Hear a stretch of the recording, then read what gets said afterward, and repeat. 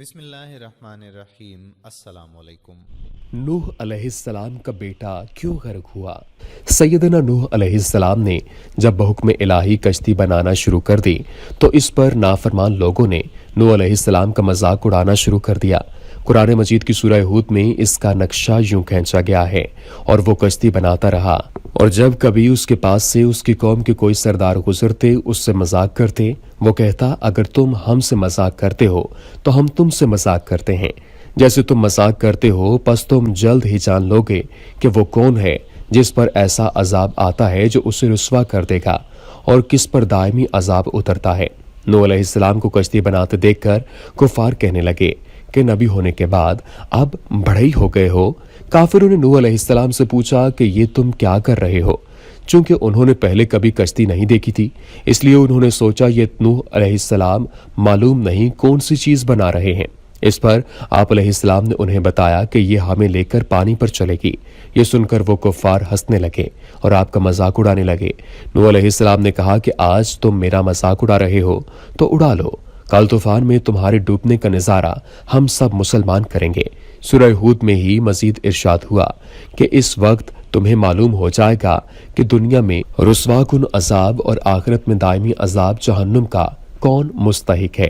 ناظرین، آخر کار اللہ تعالیٰ کی طرف سے قوم نوح پر عذاب آ گیا۔ قرآن کریم کی سورہ ہود میں ارشاد ربانی ہے، یہاں تک کہ جب ہمارا حکم آ گیا اور تنور ابل پڑا تو ہم نے کہا کہ اس میں ہر چیز سے دو قسمیں نر اور مادہ دونوں کو اور اپنے گھر والوں کو سوار کر لے، سوائے اس کے جس پر پہلے بات ہو چکی، اور ان کو بھی جو ایمان لے آئے، اور اس کے ہمراہ تھوڑے سے لوگوں کے سوا کوئی ایمان نہیں لایا۔ جب قوم نوح کی ہلاکت کا وقت آ گیا اور پانی پوری شدت کے ساتھ ابلنے لگا تو اللہ تعالیٰ نے نوح علیہ السلام کو حکم دیا کہ زمین پر پائے جانے والے تمام جانوروں اور پرندوں کے جوڑے کشتی میں رکھ لیں، اور دیگر مسلمانوں کے ساتھ اپنے صرف ان رشتہ داروں کو سوار کر لیں جو ان پر ایمان لائے ہیں۔ جب قوم نوح پر عذاب آ گیا اور آسمان پر پانی برسنے لگا اور زمین سے ابلنے لگا تو نوح علیہ السلام نے اپنے ساتھیوں کو کشتی میں سوار ہونے کا حکم دیا۔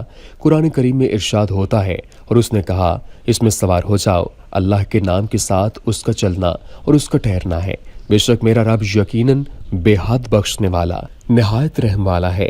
نوح علیہ السلام نے جب طوفان کو امرتے دیکھا تو اپنے مسلمان ساتھیوں سے کہا کہ کشتی میں سوار ہو جاؤ، یہ اللہ کے نام سے چلے گی اور اس کے ساتھ سے اس کی مرضی کے مطابق رکے گی، بے شک میرا رب مغفرت کرنے والا اور رحم کرنے والا ہے، وہ ہمیں ضرور اس طوفان سے نجات دے گا۔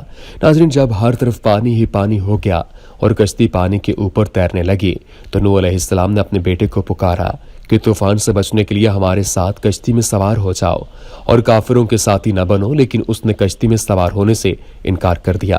سورہ ہود میں ارشاد ہوتا ہے، اور وہ انہیں لے کر پہاڑوں جیسی موج میں چلی جاتی تھی، اور نوح نے اپنے بیٹے کو آواز دی اور وہ علیحدہ جگہ میں تھا، اے میرے چھوٹے بیٹے ہمارے ساتھ سوار ہو جا اور کافروں کے ساتھ شامل نہ ہو۔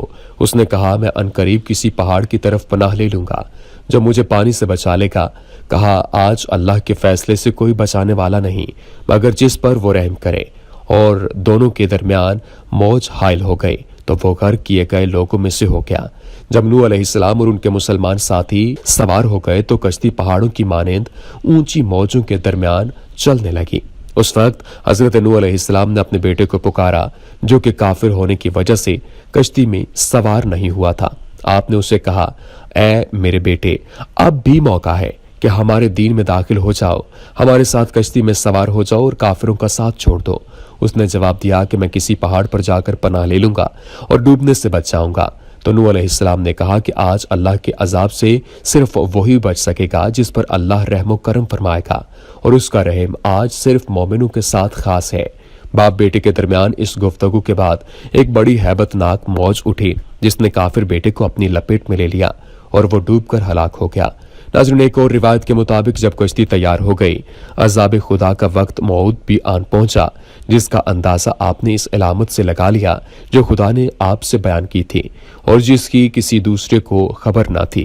خدا نے حکم بھیج دیا کہ اب آپ اس کشتی میں اپنے خاندان کے سب لوگوں کو اور ہر قسم کے جانوروں اور پرندوں میں جوڑا جوڑا لے کر اس کشتی میں سوار ہو جائیے، اور قوم کے ایمان لانے والوں کو ساتھ لے لیجیے جو تھوڑے ہی تھے، किसी ने उनकी तादाद 6 और किसी ने 40 बतलाई है। अलबत्ता इस कश्ती में आपकी बीवी सवार न हुई, जो नाफरमान लोगों के साथ थी। जब सब लोग कश्ती में बैठ गए तो आसमान ने अपने दहाने खोल दिए और जमीन ने अपना सीना खोल दिया। जा बजा चश्मे उबल पड़े और जिसकी वजह से सतह आब बुलंद होने लगी और रफ्ता रफ्ता पानियों ने कश्ती को उठा लिया और जब तक खुदा ने चाहा कश्ती पानी के सीने पर चलती रही, यहाँ तक कि तूफान ने कायनात अर्जी को गर्क कर दिया और इस पर बसने वाला कोई इंसान और हैवान बाकी न रहा। फिर ये कश्ती कोहेजोदी पर जा ठहरी, जो जबाले अरारात के सिलसिला की एक पहाड़ी थी। नाज़रीन, तूफान के दौरान जमीन का चप्पा चप्पा गर्क होता जा रहा है। मुनकरीन में अफरा तफरी मची हुई है। सब लोग जान बचाने के लिए इधर उधर दौड़ रहे हैं, लेकिन कोई जाए पनाह नजर नहीं आती। इन्हीं नाफरमानों में नूह अलैहिस्सलाम का बेटा भी एक तरफ ज़ेद और इस्यान का पैकर बनकर खड़ा है और सर पर नाचती मौत और हलाकत देखकर भी इबरत व नसीहत की आंख खोलने को तैयार नहीं। चुनांचे जब आप कश्ती में सवार होने लगे तो पितराना शफकत का इजहार करते हुए कहा, बेटे मेरे साथ कश्ती में चला आ। उन नाफरमानों का साथ मत दे। मगर उस सरकश बेटे ने बाप की शफकत को पाए हकारत से ठुकराते हुए फलाह और निजात की उस पेशकश को कबूल करने से इनकार कर दिया, क्योंकि दरअसल उसे अभी तक अपने बाप की इस वाइद पर पूरा यकीन ही न था कि भला ये कैसे हो सकता है कि कश्ती में सवार ये मादूद चंद लोग तो बच जाएंगे और ये इतनी बड़ी धरती और इस पर बसने वाले अनगिनत इंसान और हैवान हलाक हो जाएंगे। इसलिए उसने बड़े वसूख से कहा, घबराइए नहीं, कुछ होने वाला नहीं। आखिर ये तूफान कहां तक चढ़ेगा? रेगिस्तान, नखलिस्तान, दर्रे, जंगल, घाटियां, वादियां, पहाड़ियां, आखिर किस किस चीज को ये तूफान डबोएगा? मैं सामने पहाड़ी से जा लगूंगा और बच जाऊंगा, लेकिन अफसोस के पिसरे नूह रब्बुल आलमीन की कुदरत को समझ ना सका और अपने हाथों हलाकत में जा पड़ा। नाज़रीन, रब्बुल आलमीन ने हजरत नूह अलैहिस्सलाम से इस बात का वादा फरमाया था कि वो हजरत नूह अलैहिस्सलाम के घर वालों को इस तूफान और अजाब से निजात देगा। तो आपने रब की जनाब में अपने बेटे की निजात के वादे की तकमील की दरख्वास्त की और उसके लिए सिफारिश करते हुए अर्ज किया कि ये मेरा बेटा है, ये भी मेरे घर वालों में शामिल है और आपका वादा सच्चा है और आप सबसे बड़े हाकिम हैं। इस पर अल्लाह ताला ने यह कहकर इस सिफारिश को मंजूर करने से इनकार कर दिया कि उसे अपने घर वालों में शुमार मत कीजिए और उस बात पर हजरत नूह अलैहिस्सलाम से फरमाया कि जिस बात का इल्म ना हो उसकी बाबत सवाल मत कीजिए।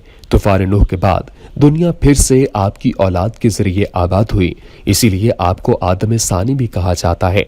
दुआ है रब्बुल आलमीन हमारे सगीरा और कबीरा गुनाह माफ फरमाए। आमीन या रब्बुल आलमीन।